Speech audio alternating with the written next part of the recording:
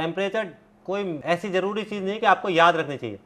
आप तेज़ टेम्परेचर पे भी काम कर सकते हैं, आप हल्के पे भी कर सकते हैं, डिपेंड करता है आपका हाथ कितना नीचे जाता है कितना ऊपर जाता है। कम टेम्परेचर तो हाथ को नीचे लेके जाना पड़ता है, ज़्यादा टेम्परेचर तो हाथ को पीछे लेके जाना है, ठीक है। दूसरी चीज़, जब आप बड़ी आईसी बना रहे हैं तो कोशिश कीजिए स्लो टेम्परेचर पे बनाएं, आप कम टेम्परेचर पे। तेज़ टेम्परेचर पे आपसे नहीं बनेगी अभी, क्योंकि आप हाथ करीब लेके जाएंगे वो बॉलें बाहर भाग जाएंगी, तो हाथ थोड़ा दूर रखें। जो कमियां थी वो आपने पकड़ी, आपके हाथ में क्या कमी चल रही है अभी, कुछ इसमें समझ में आया नया कि कैसे और आसानी से मैं काम कर सकता हूँ। ऐसा नहीं कि जो आप काम कर रहे हैं वो सही नहीं है, लेकिन अब आपके हाथ को जैसे अब जितने दिन हो रहे हैं धीरे धीरे उसमें थोड़ा सा चेंजेस आते रहना चाहिए। एक ही चीज़ को अगर आप बार बार करे जा रहे हैं और वो बार बार गलती कर रहे हैं, इसका मतलब क्या है, या तो आप उस पर फोकस नहीं कर रहे हैं या फिर आपको वो काम समझ नहीं आया करने का तरीका।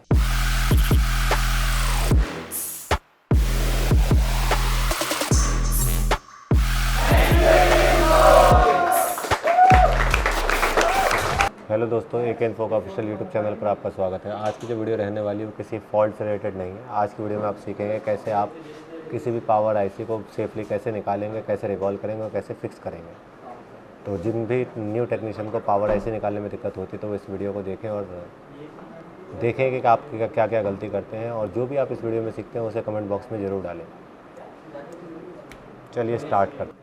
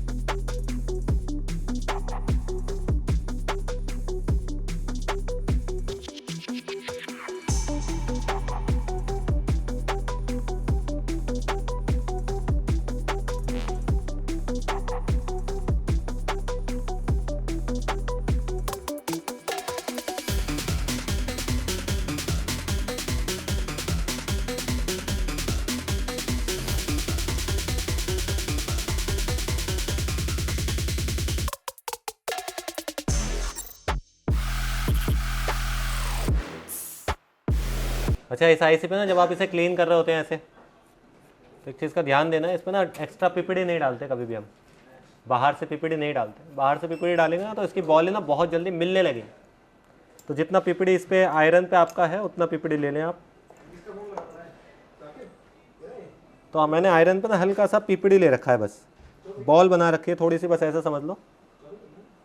और इस आयरन के साथ ना इसकी बॉल को चला देना है बस ऐसे, ये सॉफ्ट हो जाएगी। एक्स्ट्रा पीपीडी बाहर से लेंगे ना तो वो कई बार ना पावर आईसी के अंदर भी घुस जाएगा, बॉलों के अंदर घुस जाएगा।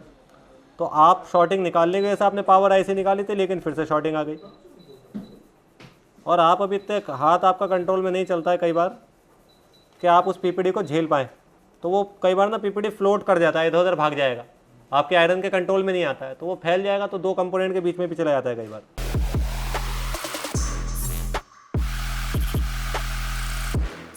अगर आपका प्रॉपर ग्लू सही कटा हुआ नहीं है तो आपकी पावर आईसी जो है फंसेगी।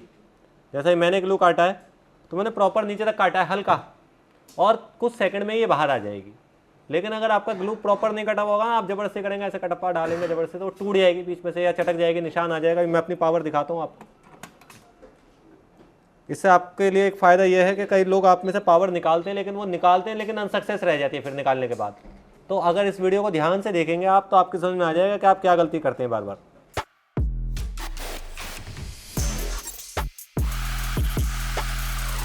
डिशोल्ड वायर ना डबल करके चलाने का मतलब ये होता है, इससे ना खुलती नहीं है। आप सिंगल डिशोल्ड वायर मत चलाया करें। और एक जगह को जब एक बार क्लीन कर दिया ना, बार बार जाओगे उस जगह पे काम करने के लिए, तो वो क्या होगा, बॉलें ना नीचे से स्क्रैच होने लगेंगी, उस कंडीशन में बॉलें मिल जाएंगी। हालांकि बॉल मिलने से कोई दिक्कत नहीं है, लेकिन प्रॉब्लम यह है कि जब आप शेक कराएंगे तो उसमें शॉर्टिंग के चांसेस बढ़ जाएंगे।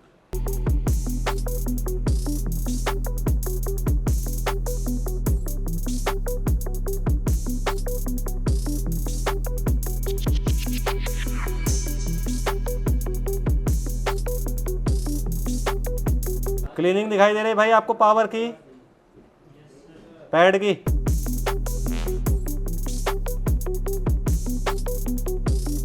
समझ आ रहा है कैसे करना है? एक आध बॉल देखो इधर मोटी दिख रही होगी आपको इस साइड में, ये वाली साइड। तो अगर पुल डाउन है तो भाई दोबारा लगा, पुल अप है तो दोबारा लगा दो, पुल डाउन है तो हटे रहने दो। कोशिश करो कि इस वीडियो को जब ये बनेगी या डलेगी तो आप इसे 2 से 3 बार ध्यान से देखो। इसमें पूरा मेथड इसीलिए डाला है मैंने। आप ना एक तो जल्दी ज़्यादा करते हो पावर निकालते वक्त, थोड़ा सा ना पेशेंस से काम करना पड़ता है जब पावर निकाल रहे हैं हम। हाँ जी, तो ये अभी हमने पैड तैयार कर लिया जहाँ पावर लगानी है। तो कई बार ना आप पैड खराब कर लेते हो, पैड में दिक्कत आ रही है आपके। कई बार क्या हो रहा है, पावर सही निकाल रहे हो लेकिन पावर क्लीन करने में ख़राब हो रही है आपकी। तो क्लीन करने के कई तरीके हैं। एक इस चैनल के ऊपर देख रहे होंगे आप, यहाँ पर आपको एक लिंक दिख रहा होगा, उसमें आपको एक ओल्ड मेथड दिखाया जा रहा होगा कि कैसे आपको पावर क्लीन करनी है। एक और न्यू मेथड मैं दिखाता हूँ, अगर आप चाहें तो इस मेथड से भी क्लीनिंग कर सकते हैं। लेकिन ये थोड़ा सा एज ए बिगिनर आपके लिए अनसेफ इसलिए है कि आपका हाथ ना ब्लेड पे इतना ज़्यादा कंट्रोल में नहीं है अभी।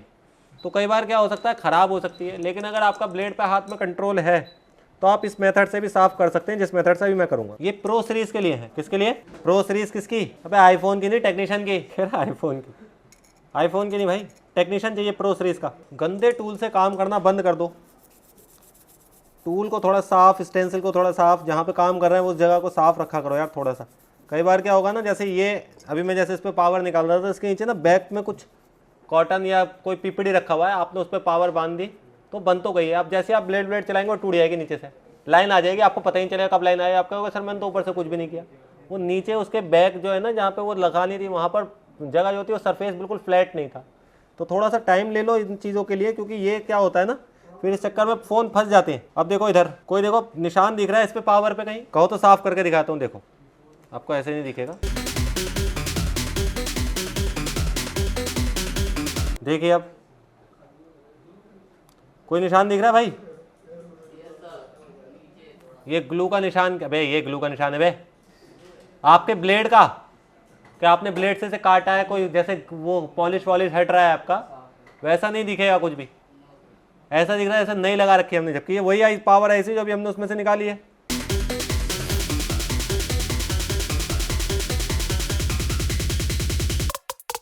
करें आगे।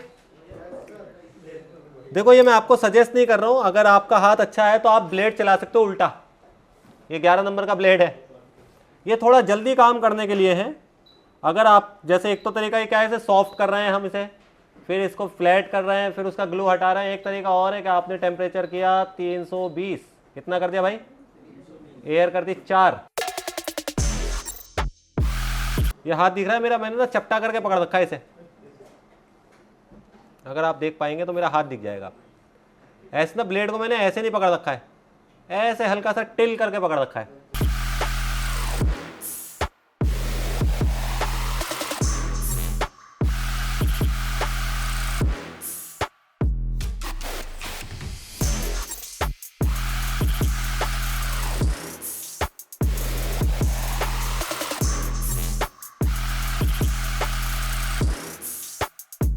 ये जितनी भी ट्रिक चल रही है निंजा के लिए चल रही है, सारी सब चीज़ें अब चेंज कर दी मैंने। देखो जैसे मैंने सॉफ्ट भी नहीं किया।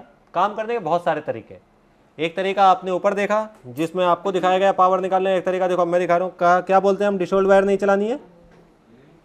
देखो मैं डिशोल्ड वायर चला रहा हूँ। अगर आपके हाथ में थोड़ा सा भी स्किल है और आपके हाथ में कंट्रोल है तो आप चला सकते हो भाई ऐसे,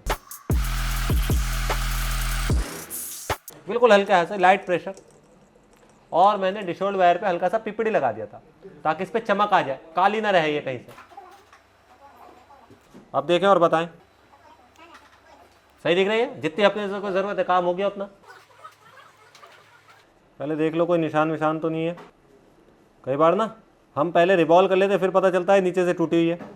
तो हमारी टूटी हुई तो कहीं से नहीं है ये। अभी रिवॉल्व करें। स्टेंसिल बहुत ज़रूरी है भाई, अच्छे से क्लीन करना। आप स्टेंसिल पे ध्यान नहीं दे रहे हैं थोड़ा बहुत कि स्टेंसिल कैसे करनी है। इसमें क्या हो रहा है आपका, आप CPU बना रहे हैं, 1-2 बॉल रह रही है आपकी बार बार। वो इसलिए रह रही है, देखो जैसे काला दिख रहा है ना यहाँ पर स्टेंसिल में, देखोगे अगर आपको मैं दिखा दूँ, देखो नज़र आया, एक बॉल ना काली दिख रही होगी इसमें स्टेंसिल में फंसी हुई। मैं इस पे जब IC पे रखूँगा तब आपको एक बॉल दिख जाएगी। किसको नज़र आई? देखो एक बॉल यहाँ पे काली आ गई होगी। वो इसलिए आई है क्योंकि स्टेंसिल में काली है वो बॉल, इस स्टेंसिल में कमी है ये। इस कंडीशन में आप पीपीडी भर देंगे वो बॉल नहीं भरी जाएगी, फिर वो रह जाएगी।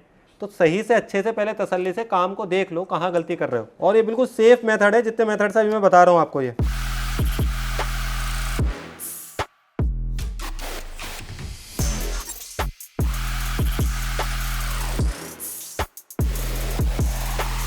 टेम्परेचर कोई ऐसी ज़रूरी चीज़ नहीं कि आपको याद रखनी चाहिए। आप तेज़ टेम्परेचर पे भी काम कर सकते हैं, आप हल्के पे भी कर सकते हैं, डिपेंड करता है आपका हाथ कितना नीचे जाता है कितना ऊपर जाता है। कम टेम्परेचर तो हाथ को नीचे लेके जाना पड़ता है, ज़्यादा टेम्परेचर तो हाथ को पीछे लेके जाना है, ठीक है। दूसरी चीज़, जब आप बड़ी आईसी बना रहे हैं तो कोशिश कीजिए स्लो टेम्परेचर पे बनाएं आप, कम टेम्परेचर पे। तेज़ टेम्परेचर पे आपसे नहीं बनेगी अभी, क्योंकि आप हाथ करीब लेके जाएंगे वो बॉलें बाहर भाग जाएंगी, तो हाथ थोड़ा दूर रखें। अब देखो मेरा तेज़ है टेम्परेचर, तो मैंने क्या करना है, ऐसे एक ही बार में बना देना है, कुछ नहीं होता उसमें। मैंने 320 पे बनाई अभी आईसी। देखो बॉलें इधर की तरफ भाग रही हैं, अंदर की तरफ इसकी नजर आ रही है आपको, मेरी तरफ को आ रही है सारी बॉलें इधर। तो अगर मैं अब उधर से हीट मार दूं इसे तो ये सब इधर को और आ जाएंगी, तो मुझे इसे उधर की तरफ को लेके जाना है। तो मैं हीट जो मारूंगा ना वो इधर से मारूंगा। अगर मैंने ये आईसी को ऐसे उल्टा करके रख लिया ऐसे और इधर से हीट मारी अब, तो इसका प्रेशर वैसे ही उधर की तरफ को है। दिखाई दे रही है आपको बॉलें, मैं जो दिखाना चाह रहा हूँ। देखो सब बॉलें ना उधर की तरफ को भागी हुई हैं उस साइड पर, और मैं इधर से उधर ही की तरफ को हीट मार दूं, क्या होगा? हो सकता है उधर जाके मिल जाए 2 बॉल, एक आध चली जाएगी। तो हमने क्या देखना है, ये जब काम करते हैं ना इन छोटी छोटी चीज़ों को जरूर देखना है। ऐसा नहीं कि दोबारा रिवॉल्व नहीं हो सकती, लेकिन काम को बढ़ाने के तरीके भी बहुत सारे और कम करने के भी तरीके बहुत सारे। हाँ, या तो बीच में से मारे। अब देखो मैं इधर से मारूंगा तो ऐसा ही हो जाएगी। करूं भाई? हाँ, टेढ़ी होती है हल्की बहुत। तो अब देखो मैं इधर से हीट मारूंगा इसे तो ये उधर चली जाएंगी सारी, समझ रहे? फ्लक्स की क्वांटिटी अगर ज्यादा होती है तो आपकी आईसी सक्सेस रेशो कम होने लगेगा। जितना कम फ्लक्स होगा उतना ज्यादा सक्सेस रेशो रहेगा। ज्यादा फ्लक्स पे आईसी फ्लोट मारती है, हिलती है, टेढ़ी मेढ़ी भागेगी। तो हमने टेम्परेचर के साथ फ्लक्स भी जो है कम लगाना होता है ऐसे, इतना कि बस शाइन आ जाए। सही भाई, ये हो गई हमारी आईसी रिवॉल्व और ये हो गई हमारी आईसी क्लीनिंग। जो कमियां थी वो आपने पकड़ी। आपके हाथ में क्या कमी चल रही है अभी? कुछ इसमें समझ में आया नया कि कैसे और आसानी से मैं काम कर सकता हूं? ऐसा नहीं कि जो आप काम कर रहे हैं वो सही नहीं है, लेकिन अब आपके हाथ को जैसे अब जितने दिन हो रहे हैं धीरे धीरे उसमें थोड़ा सा चेंजेस आते रहना चाहिए। एक ही चीज़ को अगर आप बार बार करे जा रहे हैं और वो बार बार गलती कर रहे हैं, इसका मतलब क्या है? या तो आप उस पर फोकस नहीं कर रहे हैं या फिर आपको काम समझ नहीं आया करने का तरीका। तो अगर नहीं समझ में आया दोबारा पूछ लिया करो। लेकिन अगर समझ में आ गया है, फिर आप जल्दी में काम कर रहे हो कि चल इस बार डिस्टोर्ट वायर से उठा ले दो, इस बार आयरन से कर ले दो, इस बार असेंबली से कर ले दो। पहले किसी का ओके तरीका सीखना चाहिए। क्या सीखना चाहिए भाई? ओके तरीका सीखो पहले कि ओके करने का तरीका क्या है। स्पीड का कोई खेल नहीं है, पहले ओके करने का तरीका समझ में आ जाए तब आप उसमें अपने आइडिया इन्वेंट कीजिए। जैसे मैंने कहा डिस्टोर्ट वायर नहीं चलानी, आप चला लो। आपके हाथ पे कंट्रोल आ गया तो हो सकता है। मैं कह रहा हूँ शुरू से कि आपको जब स्टार्ट करना है तो इसमें झाड़ू लगानी है, ऐसे क्लीनिंग जो करनी है ऐसे करनी है, आयरन नहीं चलानी। आप उस पर आयरन चलाओगे आपसे खराब हो जाएगा। जो गलती आप कर रहे हो वो हम में से कई लोगों ने कर रखी होती है। तो टीचर का काम जब वो अपना एक्सपीरियंस शेयर कर रहा होता है ना, तो वो इसीलिए बता रहा होता है कि आप वो गलती ना करें। समझ रहे मेरी बात को?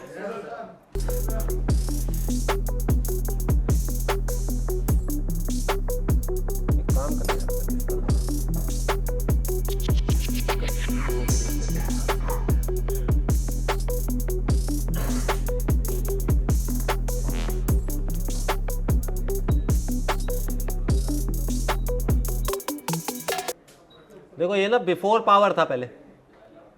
किसका सेट, किसका बोर्ड था? जिशान आपका था ना? क्या ले रहा था ये? ऑटो एम्पियर ले रहा था ना पहले? अभी देखो हमने इसकी पावर निकाली क्योंकि पावर ही गर्म हो रही थी। ये इसका नेगेटिव है, ये इसका पॉजिटिव है। बहुत से कह सकते मैंने लगा नहीं रखा है वगैरह है वगैरह है, सही है। अब हम पावर लगाएंगे तो कितना करंट बनना चाहिए इसका सीपीयू लगाने से पहले? पावर का हाँ जी, पावर के बाद का कितना करंट बनना चाहिए? मैक्सिमम 33 में सारे बोर्ड कवर हो जाते हैं। कोई आपका 13 दिखाएगा, कोई आपका 19 दिखाएगा, कोई आपका 23 दिखाएगा। जैसे अगर हम 11 की बात, इसकी 13 की बात, 12 की बात करें तो ये 22 दिखाता है। कितना दिखाता है? 22-23 दिखाता है ये। अगर आप 13 की बात करेंगे तो वो 31 दिखाता है। तो आपको बूटिंग याद रखने की जरूरत नहीं है कि कितनी बूटिंग होनी चाहिए इस पावर की, आप बस इतना याद रखें कि मिनिमम 3 भी देखी गई है, मैक्सिमम आपकी 35 तक देखी गई है। 35 से ऊपर किसी का 110 है, 115 है, किसी का 15 है, तो सॉरी 115 है, या फिर किसी का 87 है या 88 है। तो इसका मतलब क्या है कि उसकी पावर के साथ माइनर शॉर्टिंग भी है। वो शॉर्टिंग आप जब तक नहीं निकालेंगे तो हो सकता है बैटरी ड्रेन हो सकता है आपका सीपीयू सक्सेस ना हो। तो सही रीडिंग जो है वो 35 से नीचे नीचे ही है सभी बोर्डों में। हम देखते हैं अपनी पावर लगा के हमारी कितनी रीडिंग बनती है। लगाए भाई? देखना जब आप आईसी लगा रहे हो तो क्या तरीका रखना है। आप ना आईसी के बिल्कुल जड़ पे मत जाओ, थोड़ा सा हाथ ऊंचा रखो, इस पे चमक आने दो, इसके फ्लक्स को मेल्ट होने दो। जब तक फ्लक्स मेल्ट नहीं हो रहा तब तक हाथ को नीचे मत लेकर आओ बस। तो मैंने टेम्परेचर का रखा है 280, ठीक। एयर का रखे 0, हाथ को थोड़ा सा ऊंचा रखे पहले ऐसे, देख पा रहे हैं आप?